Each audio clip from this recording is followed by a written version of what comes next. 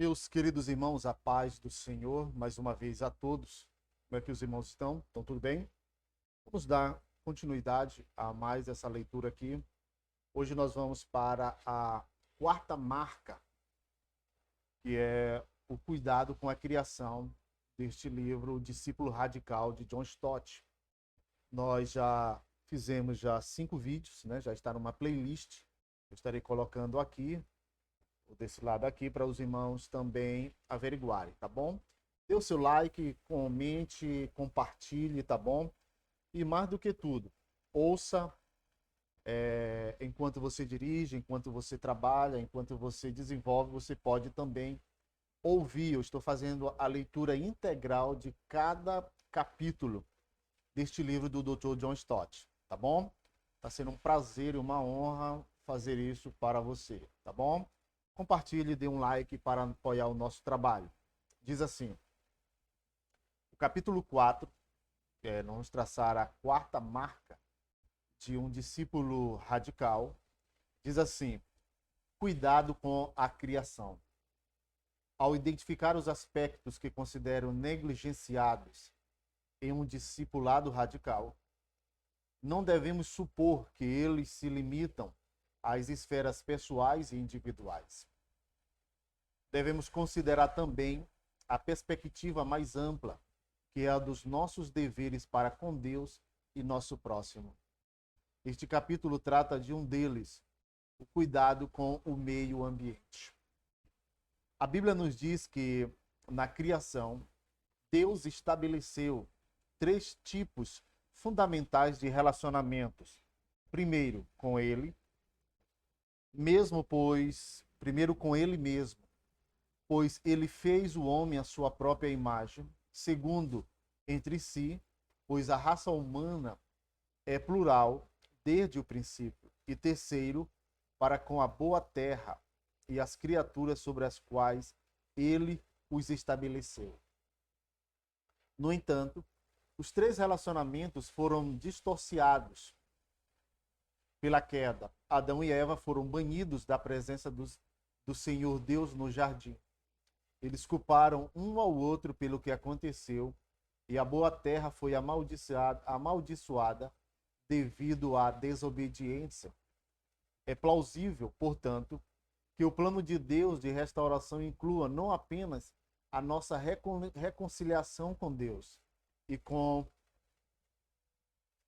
o próximo, mas também, de alguma maneira, a libertação da criação que geme. Podemos afirmar que um dia haverá novo céu e nova terra. 2 Pedro, capítulo 3, versículo 13, e Apocalipse, capítulo 21, versículo 1. Pois essa é uma parte essencial da esperança de futuro perfeito que nos guarda no final dos tempos. Porém, enquanto isso, toda a criação está gemendo, passando pelas dores de parto da nova criação. Romanos capítulo 8, versículos 18 ao 23. O que ainda discutimos é o quanto do destino final da Terra pode ser vivenciado agora.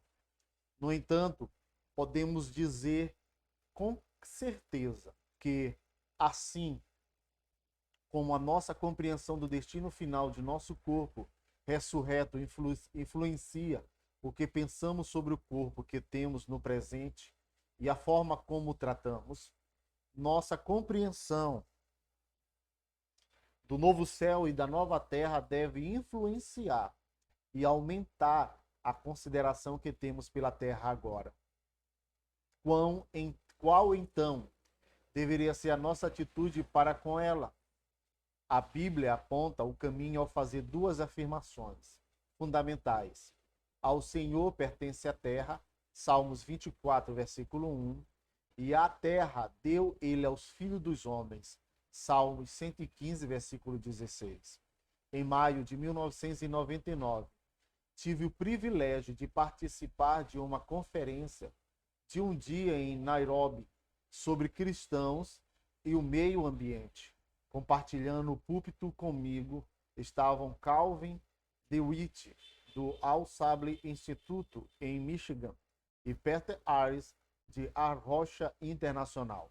Entre os participantes Estavam líderes do governo queniano, representantes de igreja, organizações missionárias e ONGs. O encontro foi amplamente divulgado.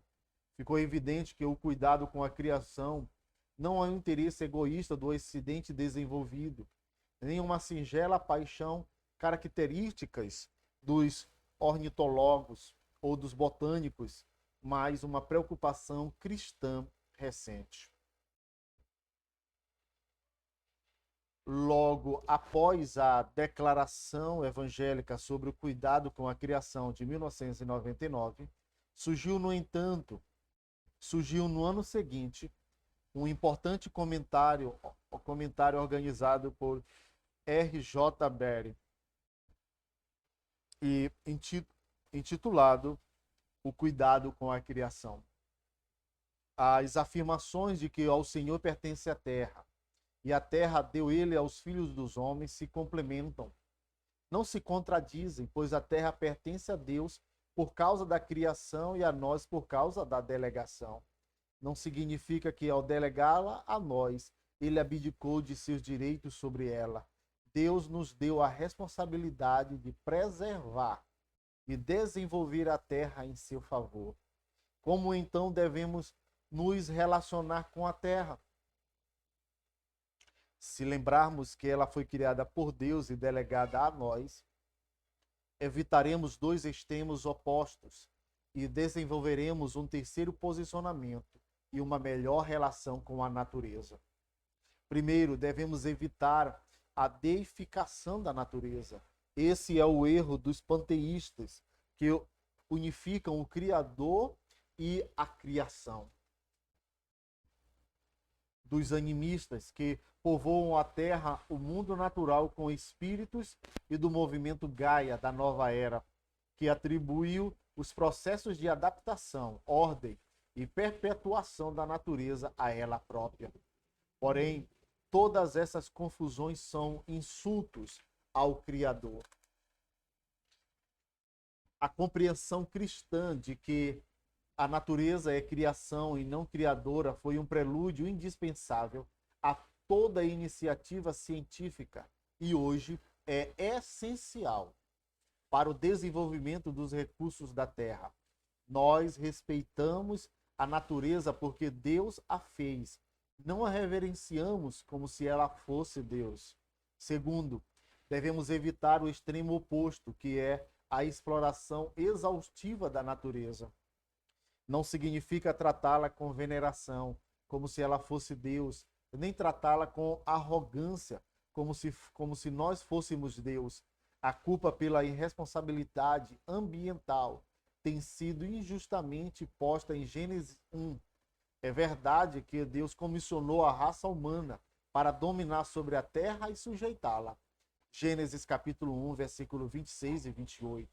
E que esses dois verbos hebraicos são enfáticos, porém, seria um absurdo imaginar que aquele que criou a terra entregou a nós para que fosse destruída.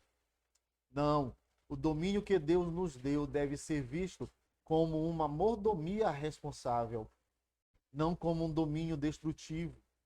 O terceiro relacionamento o terceiro relacionamento correto entre os seres humanos e a natureza é o de cooperação com Deus. Nós mesmos fazemos parte da criação e somos tão dependentes do Criador quanto todas as criaturas. Porém, ao mesmo tempo, ele se humilhou deliberadamente para fazer a parceria divino-humana necessária. Ele criou a terra, mas disse-nos para sujeitá-la. Ele plantou o jardim, mas colocou Adão nele para cultivar e guardar. Gênesis 2,15.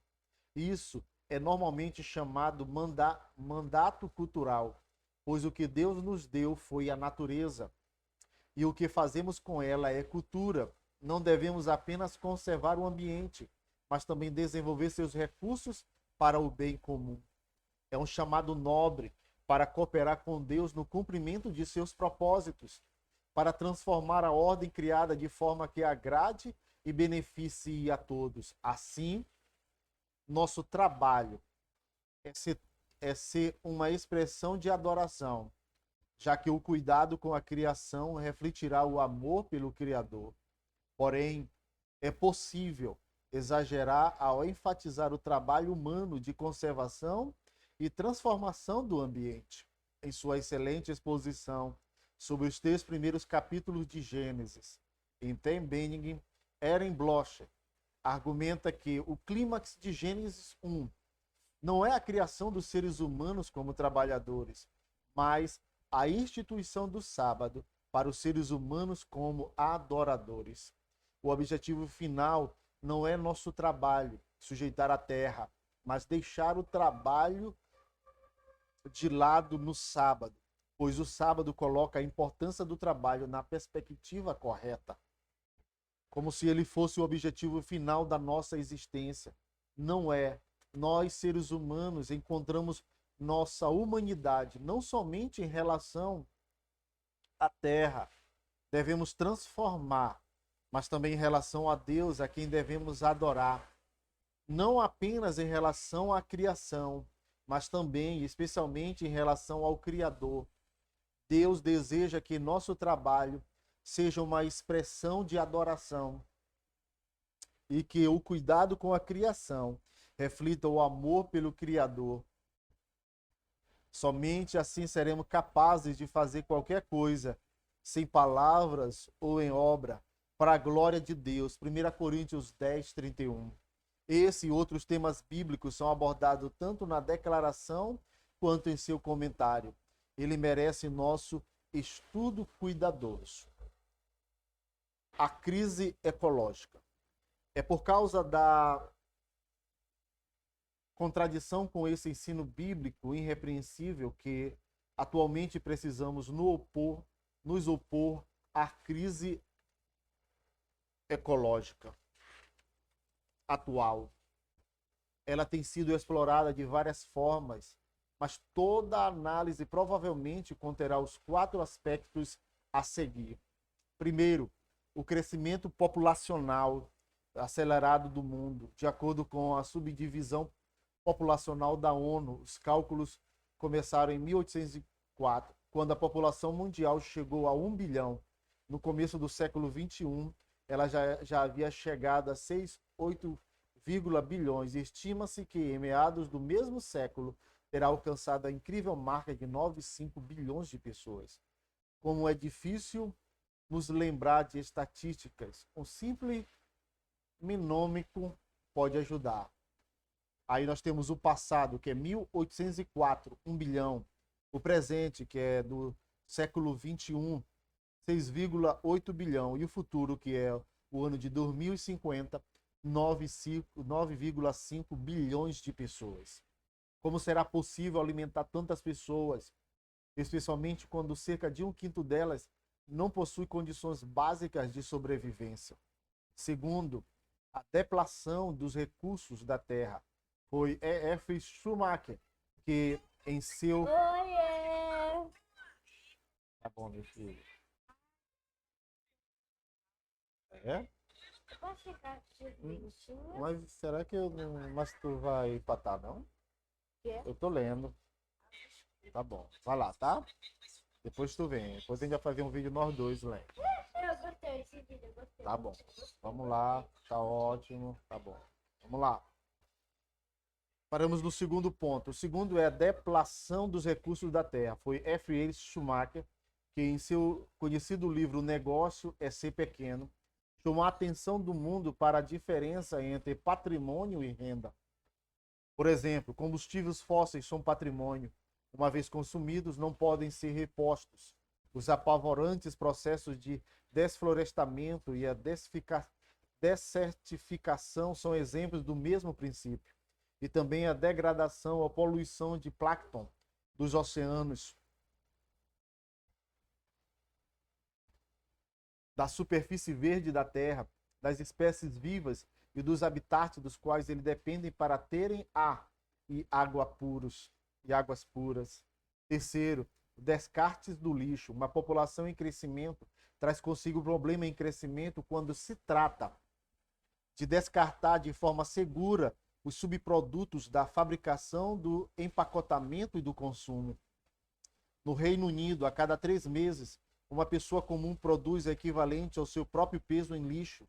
Em 1994, um relatório intitulado Sustainable Development, da UK, Desenvolvimento Sustentável, Estratégia do Reino Unido, recomendava uma hierarquia de gerenciamento do lixo, dividida em 4 etapas, no esforço para conter esse problema que se torna cada vez maior. Quarto, a mudança climática. De todas as ameaças globais que o nosso planeta enfrenta, essa é a mais séria. A radiação ultravioleta na atmosfera nos protege, e se o ozônio for deteriorado, somos expostos ao câncer de pele, a distúrbios em nosso sistema imunológico. Assim, quando em 1982 um enorme buraco na camada de ozônio apareceu sobre a região antártica e os países vizinhos, houve um grande alarme público.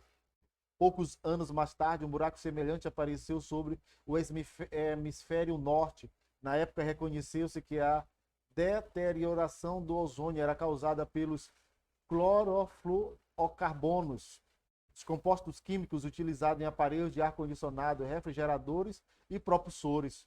O Protocolo de Montreal convocou as nações a reduzir pela metade a emissão de CF6 até 1997.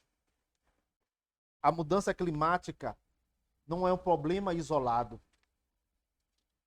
O calor da superfície da Terra, essencial para a sobrevivência do planeta, é mantido por uma combinação da radiação do Sol e da radiação infravermelha que ele emite no espaço. É o chamado efeito estufa.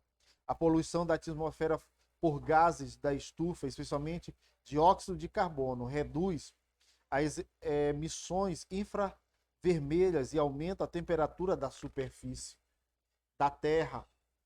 Esse é o fantasma do aquecimento global, que pode ter consequências desastrosas na configuração geográfica do mundo e nos padrões do clima. Refletindo sobre esses 4 riscos ambientais, é impossível não perceber que todo o nosso planeta está ameaçado. Não é exagero falarmos em crise, mas o que deveríamos fazer? Para começar, podemos ser gratos, pois finalmente, em 1992, a Conferência das Nações Unidas sobre Meio Ambiente e o Desenvolvimento, ECO 92, aconteceu no Rio de Janeiro e resultou em um compromisso para um desenvolvimento global sustentável. Outras conferências têm sido afirmada que as questões ambientais merecem a atenção constante das principais nações da ONG.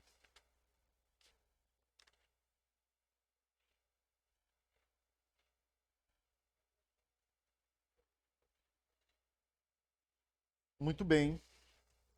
Querido, nós chegamos à conclusão de mais uma leitura. E eu quero ler aqui mais um pedaço só para nós. Não, obrigado, meu filho. Tá bom? Eis que os céus e os céus dos céus são do Senhor, teu Deus, e a terra e tudo que nele há. Deuteronômio, capítulo 10, versículo 14. Com este versículo, encerramos mais uma característica de um discípulo radical. Tá bom, querido? Então, essa característica, ela trouxe sobre o cuidado com a criação. Que Deus em Cristo vos abençoe. Amém.